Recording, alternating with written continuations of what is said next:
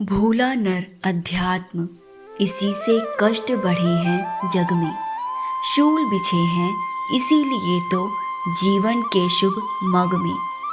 नष्ट हुआ इससे ही जग का सारा उन्नति क्रम है। बदले जग में बदला सब कुछ, सत्य बन गया भ्रम है।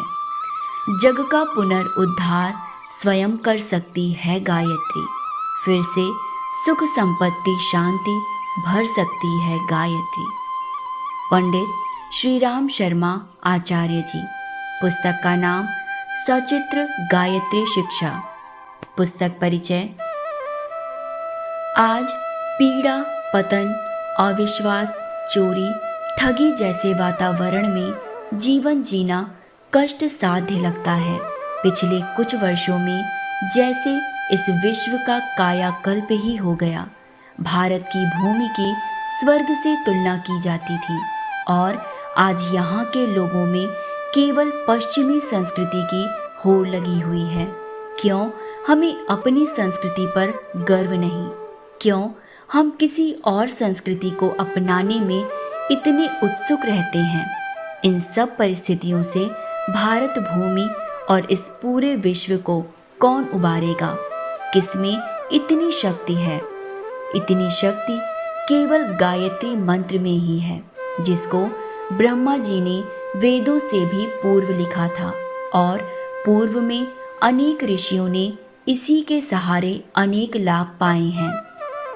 ऐसा क्या है गायत्री मंत्र में जो जग का पुनरुद्धार कर सके?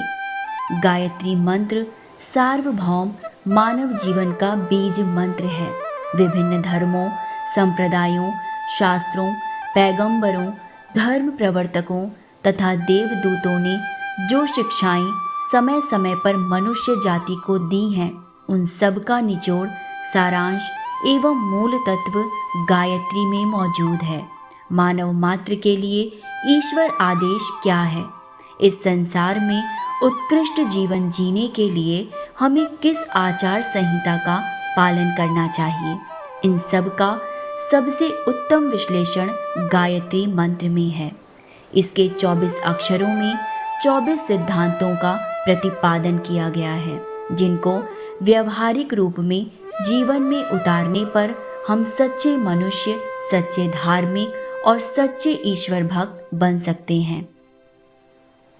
प्रस्तुत पुस्तक में गायत्री के 24 अक्षरों की शिक्षाएं बताई गई हैं, जिनमें अध्यात्म, दर्शन, धर्म, सामाजिकता, राजनीति, तर्क, लोक व्यवहार आदि सभी आवश्यक तत्वों का सम्मिश्रण है। इन सिद्धांतों के अनुसार यदि अपना व्यक्तिगत एवं सामाजिक जीवन ढाला जाए तो निस्संदेह वे सब उलझनें सुलझ सकती हैं, जिनके कारण आज युद्ध और विनाश की घटनाएं घुमड़ रही हैं और भय, त्रास, उत्पीड़न, अन्याय और आशंका से सर्वत्र आतंक छाया हुआ है। पुस्तक के कुछ अंश। पुलिस, न्यायाधीश या राजा को सामने खड़ा देखकर कोई पक्का चोर भी चोरी करने या कानून तोड़ने का साहस नहीं कर सकता, जिसके मन में यह भावना दृढ़तापूर्वक समाई हुई है कि परमात्मा सर्वत्र व्याप्त है और हजार आँखों से उसके हर विचार और कार्य को देख रहा है। उसकी यह हिम्मत नहीं हो सकती कि कोई पाप प्रकट या गुप्त रूप से करे।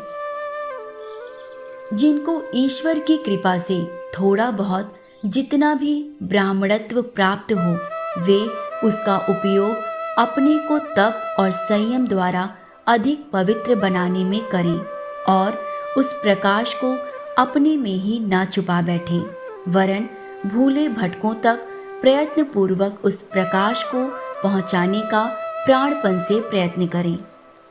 जैसे काल चक्र के दो पहलू काल और दिन हैं, वैसे ही संपदा और विपदा, सुख और दुख भी जीवन रथ के दो पहिए हैं। दोनों के लिए ही मनुष्य को धैर्यपूर्वक तैयार रहना चाहिए। आपत्ति में छाती पीटना और संपत्ति में इतराकर तिरछा चलना दोनों ही अनुचित है। अंतर आत्मा की पुकार ही ईश्वर या आकाशवाणी है। उसे सुनने से, उसके संकेतों पर चलने में बुरे से बुरा मनुष्य भी थोड़े ही समय में श्रेष्ठतम महात्मा बन सकता है। परमात्मा और आत्मा के बीच में जो आदान प्रदान होता है, उसका माध्यम एक तराजू है, जिसका एक पलड़ा न्याय और दूसरा नियम है। जीव जितना ही ईश्वरीय नियमों पर चलता है या उन्हें तोड़ता है, उतनी ही तौल के अनुसार न्यायानुकूल उसे कर्मफल मिलता है। पुस्तक के कुछ बिंदु। ईश्वर के विराट रूप की झांकी, शक्ति का सदुपयोग, आपत्तियों में धैर्य, ईश्वरीय न्याय और नियम, आत्मज्ञान और आत्मकल्याण।